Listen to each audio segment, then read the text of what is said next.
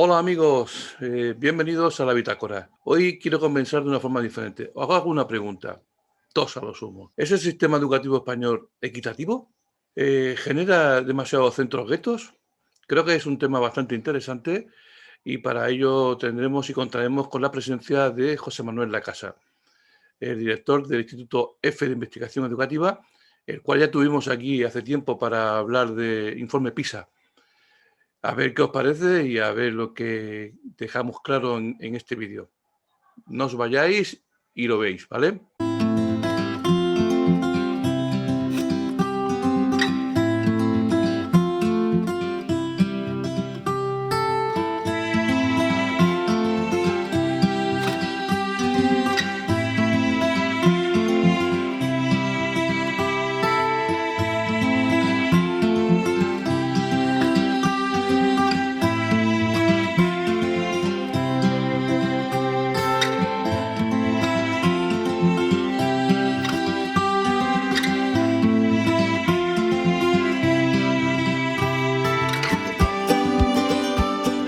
Bueno, amigos, como veis, tenemos con nosotros a José Manuel Lacasa. José Manuel, gracias y bienvenido de nuevo. Gracias, igualmente. Bueno, vas a ser a partir de ahora nuestro analista de referencia. Ya te tuvimos con nosotros para hablar del informe PISA y yo creo que este tema de hoy también es un tema importante. Yo he hecho una pequeña introducción, he hecho dos preguntas a las personas que nos están visitando, ¿no? En el sentido del sistema educativo español, si es equitativo y si generan muchos colegios, muchos centros guetos, ¿no? Y bueno, mucha gente se sorprenderá del por qué estas dos preguntas. Y bueno, os voy a situar un poco a todos para que entendáis por dónde van los tiros hoy. Allá para el finales del mes de abril, ESADE, junto con Save the Children, bueno, publicaron un estudio llamado Diversidad y Libertad. Reducir la segregación escolar respetando la capacidad de elección de centros. Y bueno, aquí venían a decir un poco de que nuestro sistema, pues, no sé si es por defecto o porque está hecho parido de esta manera. La cuestión es que, al juicio de ellos, se genera muchos centros guetos. De hecho, hay otras personas que he leído y escuchado, bueno, que dejan un poco entre paréntesis el tema de los datos que se utilizan porque, bueno, son matizables y al final, pues como todas las cosas, cuando se matiza, pues podemos ir para arriba y para abajo. Entonces, para no liarnos, José Manuel, tú que trabajas y estás todos los días con datos, como decía nuestro amigo, el de número 5 kilodatos, pues, primera pregunta, ¿el sistema educativo español es equitativo? Y a partir No, de ahí hablamos. es que no es nada equitativo. De hecho, es una cuestión que se nos ha vendido desde pues, hace 20 años con lo de la LOCSE y tal, porque ellos querían un sistema equitativo y entonces, como ellos lo hacían, pues tenía que ser equitativo por narices y entonces, pues por narices no es nada. Y efectivamente, según ha ido pasando el tiempo, no era al principio equitativo, pero según ha ido pasando el tiempo, ha ido a peor. Lo que pasa es que nos tenemos que poner de acuerdo con qué es eso de la igualdad, de la equidad, de todas estas cuestiones, porque al final, si no, no sabemos de qué estamos hablando. De hecho, el informe que has citado, que a mí me parece muy meritorio y está muy bien, creo que confunde algo algunas de las cuestiones sobre la equidad, pero en general es un informe a tomar en cuenta y que dice algunas cosas que son claramente verdad y que eso perjudica a muchos de los alumnos y además perjudica precisamente a los alumnos que tienen padres con menos nivel de estudios. De hecho, creo recordar que en nuestra anterior intervención, cuando hablábamos del informe PISA, tú ya dejabas entrever algo del tema, ¿no? En el Sí, tema de que, bueno, que al final el sistema, y sobre todo en España, bueno, pues no funcionaba adecuadamente y que había centros que al final cada vez eran de peor calidad entre el tema de los estudiantes, el tema de la administración y gestión propia del centro, y que esto había de alguna forma enfrentarse a ello.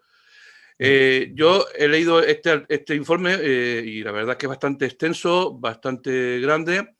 Hombre, y hay que leerlo con mucha tranquilidad y manejar un poco los datos porque efectivamente puede llevar a error.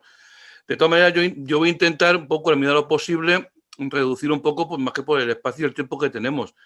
Eh, una duda que me surge a todo esto, porque evidentemente sí sabemos que efectivamente la equidad ahí, porque claro, lo que tú bien has dicho antes, equidad no es lo mismo que igualdad, igualdad no es lo mismo que inclusión, y todas estas cosas, todos estos términos que últimamente tienden a ser sinónimos, no son tales sinónimos, con lo cual tenemos mucho riesgo.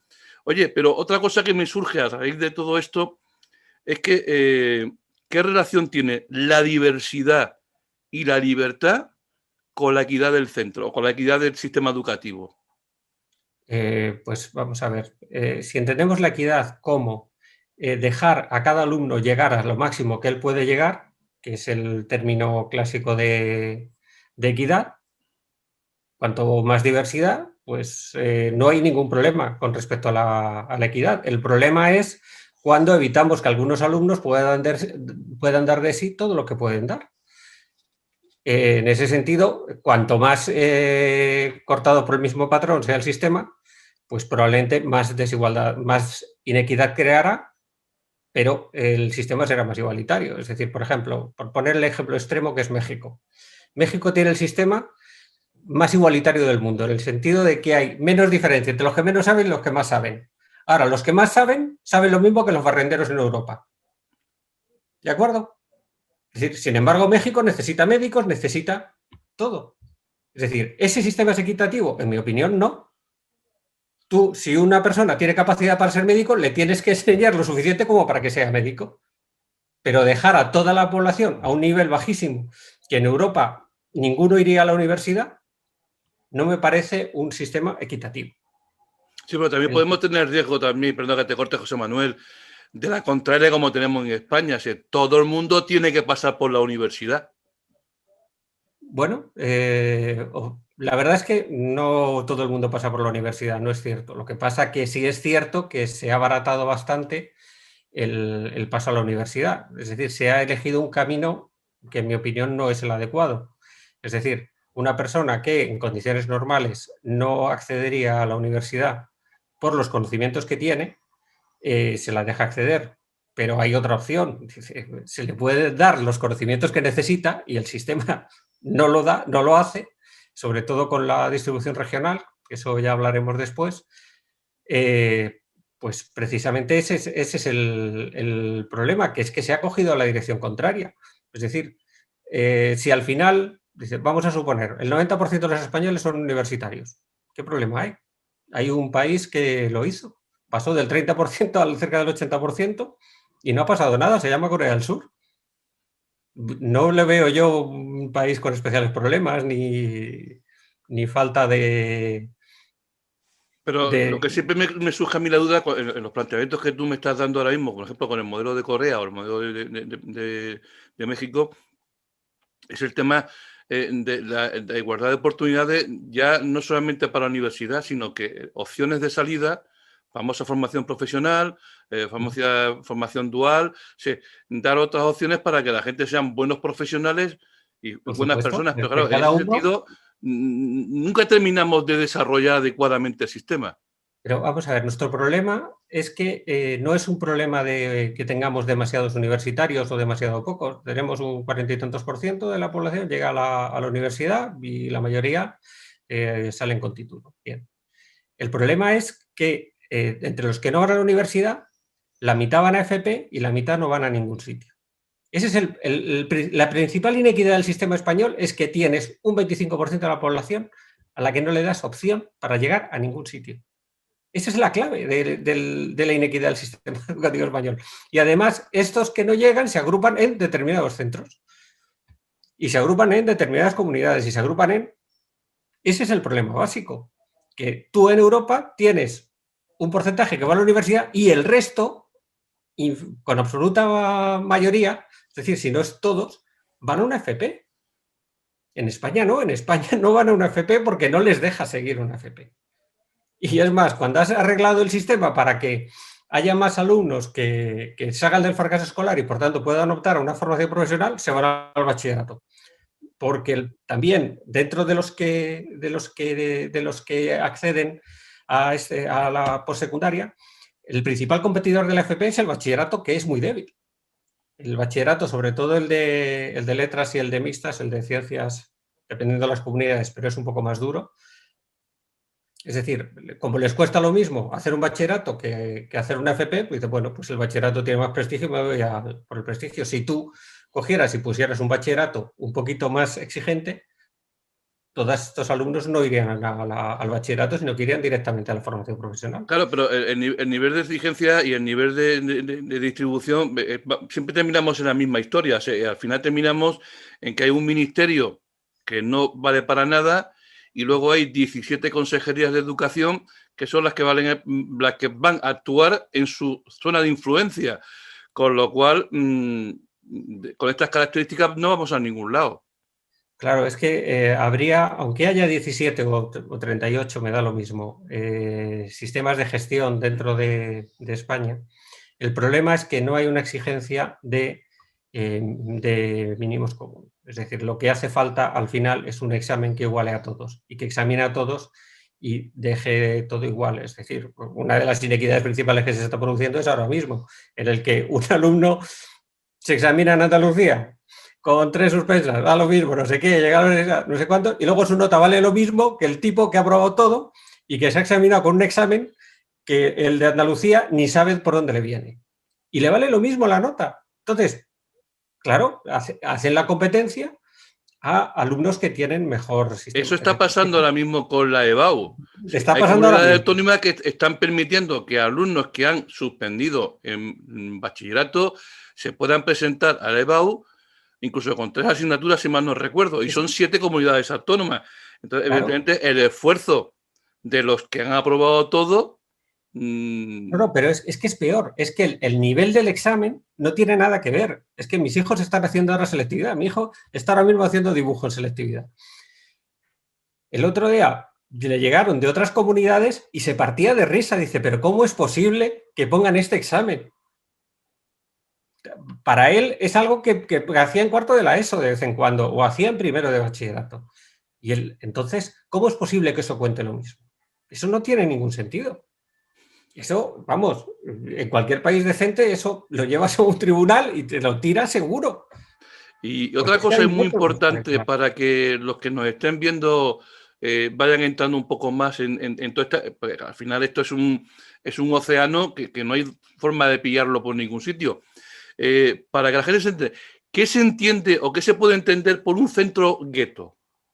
Vamos a ver, el centro gueto lo puedes entender de 2 formas distintas. Por composición del alumnado o por resultados del alumnado.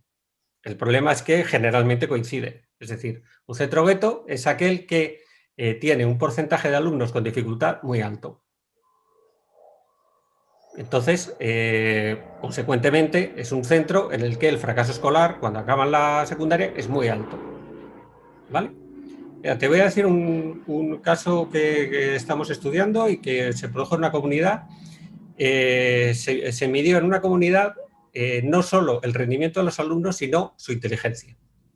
Por un test de inteligencia de los habituales, uno es un poco antiguo, pero bueno, es el que tenemos. Se creó para la Primera Guerra Mundial, o sea, tú fíjate. Pero bueno, sigue midiendo la inteligencia igual que el resto, es el de las fichas de dominó.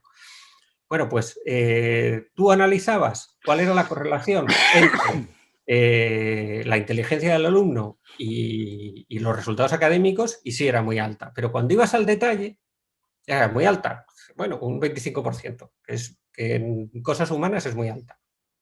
¿Vale? Bueno, pues cuando ibas al detalle, tú veías que los alumnos de los centros buenos, los más inteligentes eran los primeros. En los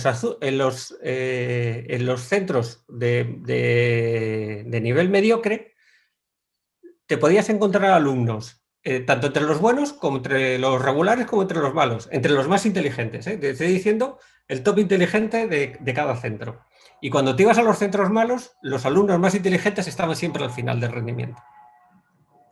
Tú fíjate qué tontería. Bueno, pues un centro gueto claramente es aquel que al tipo que tiene más posibilidades de lo desanima de tal forma que lo deja, es decir, le impide llegar claramente a donde podría haber llegado. Y eso es una pérdida brutal para el país.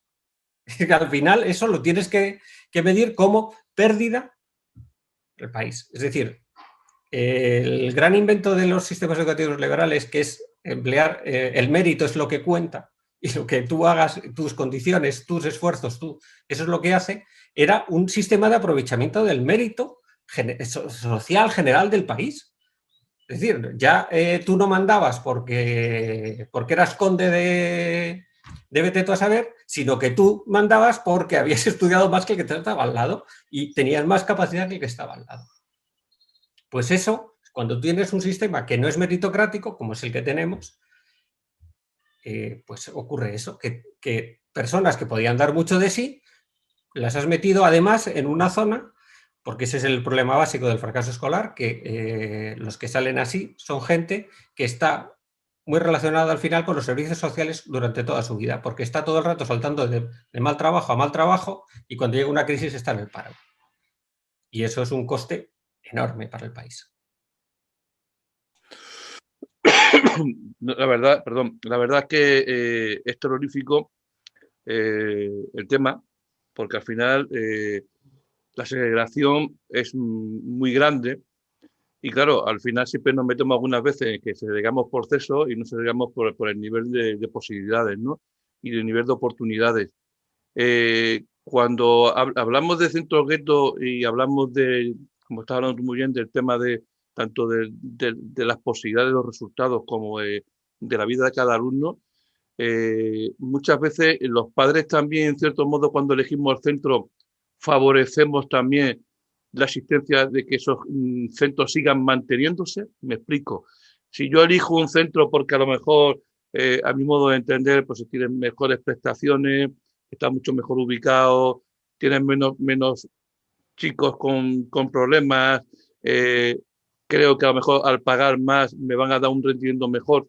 En cierto modo contribuimos también a que los centros guetos sean mucho más guetos que lo que debiera. Vamos a ver.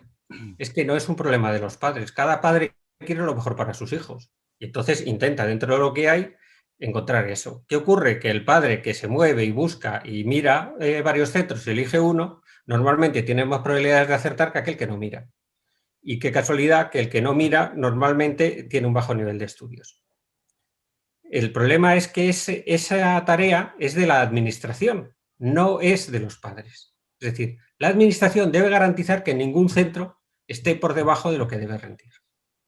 Y eso es algo que en 20 años no se ha hecho prácticamente nada más que en Castilla y León durante una temporada, ni siquiera ya, se ha hecho. Es decir, un centro malo es un pozo. Es un sitio donde no solo no estás sirviendo a lo que debe servir, que es el conocimiento de los alumnos, sino que además les quitas oportunidades. Oye, ahí yo por lo que me estás diciendo, no sé, a lo mejor estoy equivocado, me puedes tú aclarar un poco la duda. Entonces, ¿influye la política de los partidos a la hora de aplicar eso, el famoso demanda social, que en definitiva lo que los padres están haciendo es la demanda social de elegir un centro, ya sea concertado, ya sea público, pero en la zona que yo quiero?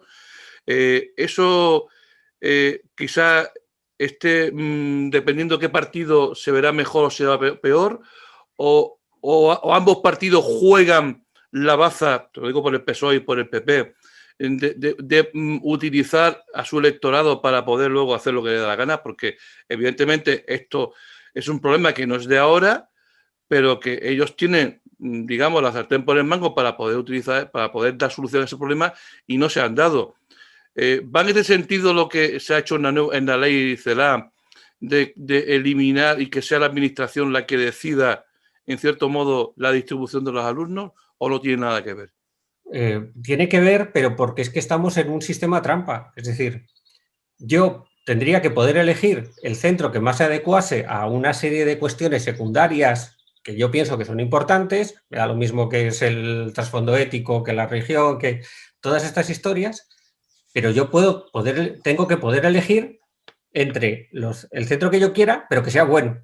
En el momento que tú tienes un grupo de centros buenos y otros centros malos, ya no puedes elegir. De hecho, hay mucha gente que el centro público, o sea, ellos querrían llevar a sus hijos a un centro público, pero resulta que el centro público de su barrio no hay por dónde cogerlo. Pues entonces, claro, se van a otro centro donde sus hijos tengan más oportunidades. Equivocadamente o no, si es que eso da lo mismo. Entonces, el problema es que cuando la administración tiene todo eso en cuenta, nunca tiene en cuenta si el centro es horrible o no, porque es su culpa y no va a hacer nada sobre ese tema.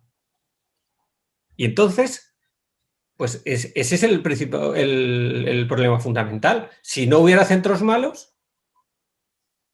¿Y ¿qué cómo? problema habría en hacer eso? Entonces, al final estamos enfrentando la libertad de elección de los padres, en el sentido de decir, yo voy a elegir la educación que quiero, cumplir el artículo 27 de la Constitución, y la responsabilidad que tiene la Administración de que el sistema educativo vaya en la buena dirección, avance adecuadamente, pero no sin menospreciar la libertad de los padres, ¿no?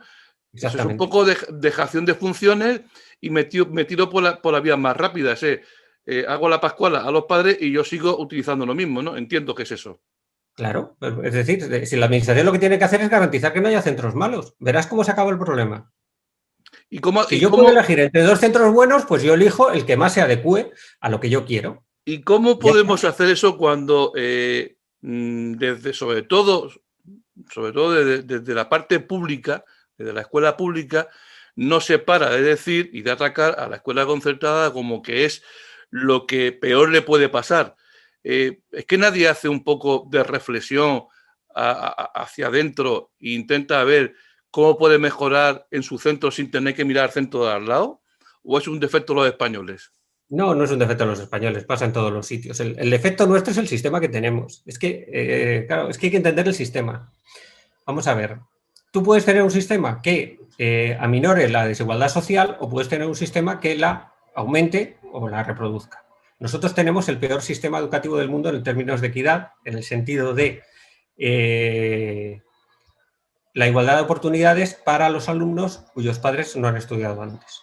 Es decir, tenemos el peor sistema del mundo dentro del mundo desarrollado. Es decir, no conozco bien el de Zimbabue ni cosas de estas, que me imagino que no será una maravilla, pero dentro de los que mide PISA, que mide cerca de un centenar, Mide bastantes. mide bastantes, somos el peor. Es decir, lo voy a intentar explicar, es que esto ya es matemáticas, y yo voy a intentar explicar, es decir, y además en términos como si fuera una apuesta de estas tipo inglés, ¿no? Es decir, tú tienes dos alumnos que saben exactamente lo mismo.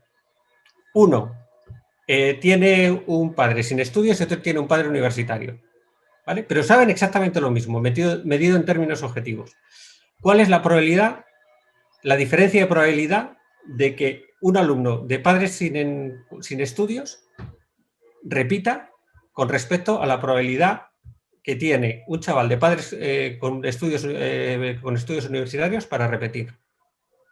¿Vale? Entonces, lo normal, o sea, para que el sistema sea perfecto, la proporción tendría que ser 1-1, es decir, la misma probabilidad. Eso es muy difícil. La mayoría de los países están entre el 1-1 y el 2-1. ¿Vale? Bueno, pues España es 6-1. Es decir, el alumno de padres sin estudios, sabiendo lo mismo, tiene una probabilidad de repetir y, por tanto, de fracasar 6 veces mayor que un alumno de padres con estudios. ¿Y en eso somos campeones del mundo? Lo siento. No hay ningún país que nos iguale. Evidentemente, con esa proporción es muy complejo, ¿Vale? y además Entonces, difícil de ¿cómo se revertir. crea esa proporción? Si es que ese es el problema, es decir, ¿por qué ocurre esto en nuestro sistema? Primero, porque tenemos un currículo horrible. El sistema prepara la primaria y acaba la primaria y acaban los chavales con un 7, con un 8, con un 9, con un 10. Y llegan a primero de la ESO y resulta que se cargan a la tercera parte, cuando no a la mitad. Es decir, ¿por qué ocurre eso? Pues porque es decir, la primaria no prepara para la ESO, igual que la ESO no prepara para el bachillerato. Tenemos un sistema con escalones enormes. ¿Qué ocurre? Que los alumnos cuyos padres han estudiado y entienden un poco cómo es el sistema de estudios, lo que hacen es inmediatamente ponerle apoyos y entender rápidamente, y si no le pueden ayudar ellos, pues ya contratarán a alguien. ¿Qué ocurre con los padres que están más desconectados de la escuela y además confían en ella y no miran? Pues lo que ocurre es justo lo contrario, que se quedan ahí. Entonces, todo el fracaso escolar lo creamos en primaria, si no lo creamos ya en infantil, ¿vale? ¿Por qué? Porque no preparamos a los alumnos lo suficientemente Es decir, el propio sistema crea la diferencia. Ese es el problema básico nuestro, que nuestro sistema es un descensor social, no es un ascensor social. Oye, De hecho, no tiene cuando miras... no tiene nada que ver con lo que estamos hablando, pero ya que has hablado del currículum y ya un poco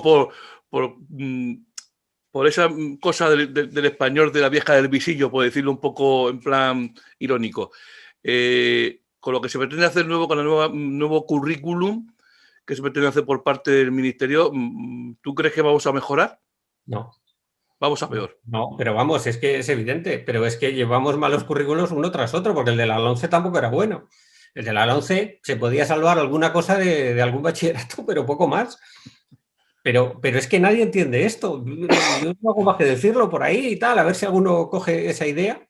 Y no entienden que el problema básico es que tenemos un sistema educativo disfuncional y que si no cambiamos eso, todos los parches que quieras poner no te van a servir para lo que para el objetivo final, y es decir, que es que el sistema sea lo más equitativo posible. Oye, para no hacer muy largo el tema y aprovechando la referencia del informe de SADE, ellos hacen 8 propuestas que, bueno, yo como ya tú has comentado que más o menos has leído el informe y ya los conoces un poco, pues me costaría, aunque fuera muy de pasada, comentar los 8 puntos para que tú más o menos dieras tu visión, ¿no?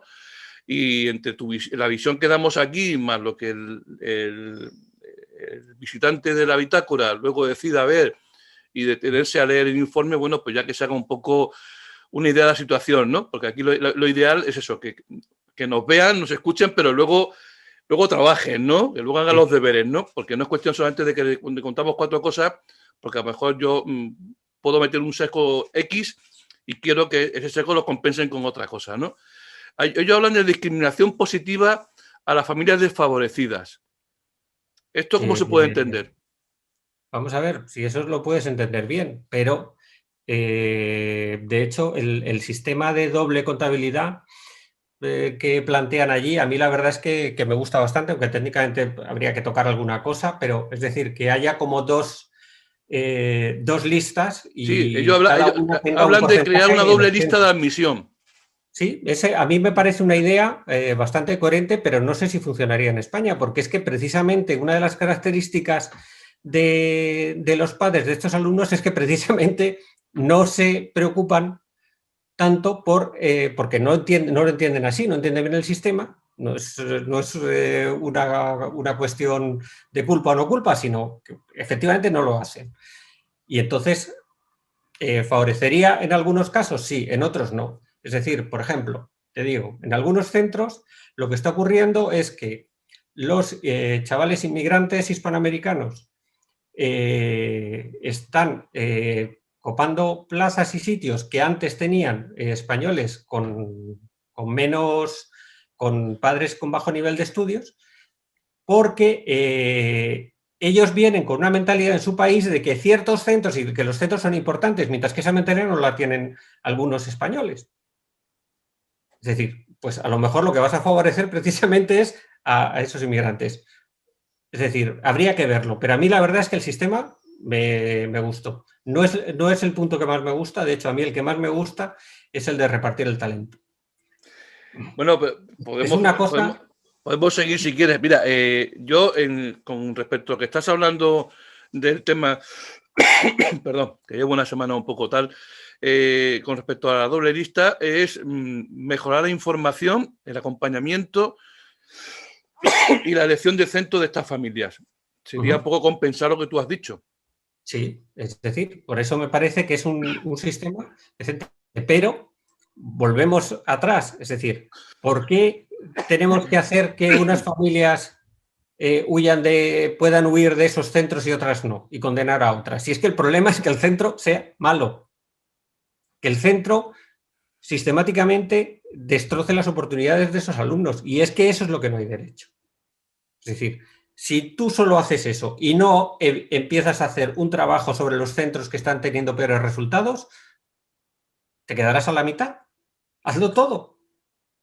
Es decir, yo recuerdo que antes de la LOCSE, el instituto que mejor funcionaba en España, en Madrid, perdón, en la Comunidad de Madrid, estaba en Fuenlabrada. Hoy eso no es posible. Fuenlabrada, para el que no sepa, es del cinturón obrero del sur de Madrid, y es un centro donde muy pocos de los padres eran universitarios, si es que había alguno. Es decir, estoy hablando de los años 90 todavía. Es decir, eso hoy no es planteable. Todos los colegios realmente buenos están en el centro de Madrid o están en Pozuelo, donde está el sistema. Es que eso ocurre por algo, y eso ocurre porque tenemos un sistema, el LOCSE, LOE, etcétera, que no hay por dónde cogerlo. Y si no cambias el sistema, todas esas cosas no vas a poder arreglarlas. Otro punto que habla mucho yo también y que creo que también tiene algo de importancia es en la gestión de la Plaza Viva. Esa Plaza Viva que yo creo que me gustaría que tú explicaras un poco. Porque bueno, los que hemos trabajado en una comunidad autónoma y hemos tenido que desplazarnos a otra, pues más o menos sabemos un poco, si tienes que cambiar a tus hijos en pleno curso, más o menos sabes un poco lo que esto implica, ¿no? Pero esto qué riesgo conlleva y qué posibles mejoras se pueden llevar. La matrícula viva fue muy importante cuando tuvimos la oleada de llegada de inmigrantes en los tiempos, bueno, desde finales desde 2003, una cosa así, se empezó a notar, hasta 2000, hasta la crisis, fue muy alta. Entonces allí tenía una importancia muy grande. Claro, porque era gente que venía de muchos países, y entonces, pues al final, ¿dónde iban? A los centros donde había plazas, es decir, los centros generalmente que se percibían como peores. Algunas veces ni siquiera era así, pero por lo menos se percibían como peores. Te puedo Ahora decir que en mismo, mi caso particular, con uno de mis hijos, eso que tú acabas de decir fue la pura realidad. O sea, a mi mujer le dijeron varios conocidos que le preguntaron qué centro le correspondía, dio el nombre del centro y poco más, que se llevaron las manos a la cabeza. ¿no? De Porque hecho, mi hermano le era pasó la también leche. y Entonces, tuvo que coger un colegio privado, porque es que lo que le daban, bueno, aunque pues era bueno, mejor. fuimos a un centro que era público, pero que no era público, digamos, porque bueno, era un poco como una cosa rara, pero efectivamente esa tendencia es que, ¿cómo me meto yo a mi hijo ahí? ¿No? ¿Cómo me meto entonces, al final, eso te hace saltar todas las alarmas. Luego, hay una cosa aquí que, bueno, yo siempre he defendido, pero lo he defendido por el tema de la libertad, es el tema de la red concertada, ¿vale? Sé que yo soy de la opinión de que tiene que haber una red pública, una red concertada y una red privada, y que cada uno en nuestra opción de libertad elegir lo que más se ajusta a nuestros criterios en casa, porque siempre yo soy de los que piensan que los hijos son de los padres, sobre todo más de las madres, que los parieron las madres, y no de la administración ni del Estado. Y entonces yo tengo la responsabilidad moral hacia mis hijos de dar una formación, de educarlos, de hacerlos una persona en condiciones y darles las herramientas para cuando sean mayores puedan vivir por sí mismos y sean autónomos. Entonces, la red concertada, que lleva sus historias, parece ser que ahí sí que está un poco exenta de tener alumnos a priori problemáticos o alumnos que por el motivo que sea no tienen esas posibilidades de avanzar los estudios. ¿Cómo compensar ese error si es que Vamos a existe ver. ahí? Hay dos formas, dos grupos, que el que uno sí es verdad y otro no es tan verdad. Es decir, el grupo de inmigrantes, cada vez menos. Es decir, hubo momentos en que sí, precisamente por la cuestión de la matrícula viva, pero cada vez menos. Lo que pasa que dentro de eso, es decir, la mayor parte de los inmigrantes que tienen la concertada normalmente provienen de Hispanoamérica, precisamente porque allí esos centros tienen un prestigio muy grande y los padres hacen por llevarlos allí. Mientras que si vienen de Marruecos, pues probablemente acaben en la pública. Eso, bueno, pues es cierto. Y luego está el tema de los alumnos vengan de donde vengan, con dificultades o de aprendizaje, o que tienen algún tipo de discapacidad. Esos generalmente, mayoritariamente, están en la pública. salvo los que están en colegios especiales, que hay más en la concertada. Pero eso hay que entenderlo desde el punto de vista en el que el puesto de la concertada cuesta prácticamente la mitad que en la pública. Y entonces no tienen la capacidad de apoyo que tienen allí.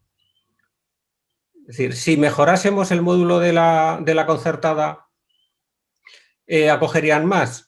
Bueno, no lo sé si acogerían más, pero desde luego tendrías la autoridad moral para decirles no, tenéis que acoger más. Ahora mismo no la tienen, porque es que precisamente se le están recordando por todos los sitios. ¿Puede influir eso que estás comentando, la sensación de que ahora mismo mucha gente de lo público le echa en cara a la concertada de que prácticamente son empresas más que centros educativos por el tema de la gestión económica? Y eso a lo mejor se compensaría si realmente la administración pagara los costes adecuados a lo que es la educación de un crío, tanto en pública como en concertada, ¿no? Vamos a ver, por ejemplo, pero es que, es decir, no, es que claro, son económicos. O sea, ya claro, es que un público tiene pérdidas y no pasa nada, pero un concertado tiene pérdidas y cierra, como la tienda a la esquina. Claro. Ahora, ¿que se hacen millonarios los dueños de los concertados? Yo no los conozco. Alguno conozco, sí, pero creo que el dinero lo tenía antes, ¿no? Es decir, claro, efectivamente. Eso es una preocupación, porque si no cierras. ¿Pero eso qué significa? Absolutamente nada. Es decir, ¿quién lleva más alumnos a la universidad? Pues la concertada, lo siento. Por algo será, ¿no? Es decir, si no solo fuera una cuestión económica, pues no te molestarías en llevarlos, o no sé, o tendrías algún interés. Tiene un tema aquí muy importante que yo lo relaciono con el tema de la administración económica de los centros del sistema educativo.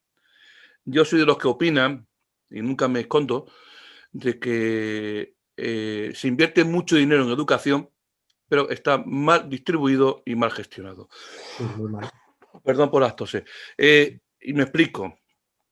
Se pagan muchos sueldos, se hacen muchas gestiones a nivel tecnológico, de centro, pero yo no veo la mejora en la calidad de la enseñanza. Claro, pero porque tenemos el hándicap de que mucha parte de nuestro sistema educativo es un pozo sin fondo, que tú puedes echar el dinero que quieras, que no vas a mejorar nada, porque nunca no tienes orientado el sistema hacia el conocimiento. Entonces, eso ocurre, pero ocurre en un montón de países, es decir, la curva de inversión por alumno y resultados es muy divertida, porque cuando tú coges países que están en vías de desarrollo, pues decía antes en vías de desarrollo, es decir, por ejemplo, los países de Hispanoamérica, tú cuanto más dinero emplees, claro, va directo a centros, va directo a puestos escolares, va directo a crear esas plazas. Allí sube el rendimiento un montón. Llegas a los países intermedios de Europa, ¿no? Que ya tienen todo eso conseguido, y entonces tienes a unos que gastan montañas y no tienen un rendimiento bajo, y otros tienen un gasto muy alto y tienen un rendimiento muy alto.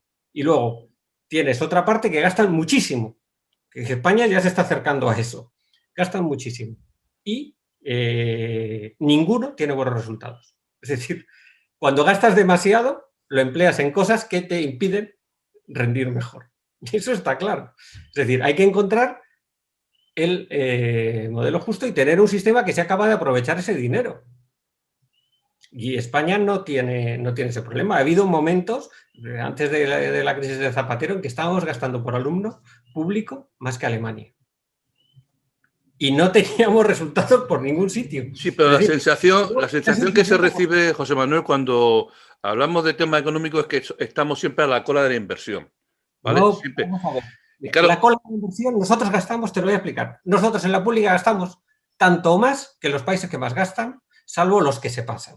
Es decir, no, es que eso lo tenemos que decir porque el mensaje que se dice tanto en los medios de comunicación como en algunos sectores, sobre todo de la escuela pública, es que no hay dinero, es que no llega dinero, es que no gastamos, es que no invertimos.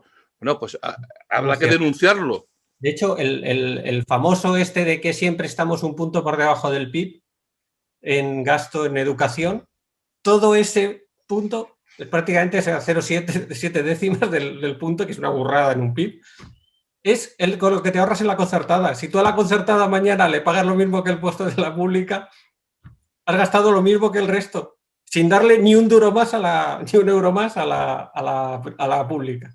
Dice, ¿con eso arreglaríamos algo? No. Mañana podríamos coger y subirles a todos los profesores 6.000 euros al año. ¿Vale? Ya has llenado el hueco. ¿Serviría eso de mucho?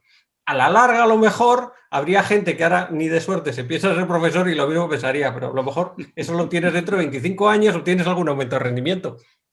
El resto no te sirve. Que no digo yo que no haya que pagarles mucho más a los profesores, pero pagarlos en general a todos. Ahora, si tú le pagas 6.000 euros más a los 10 mejores profesores de tu comunidad, medidos razonablemente bien, lo mismo cambiaba la cosa, ¿eh?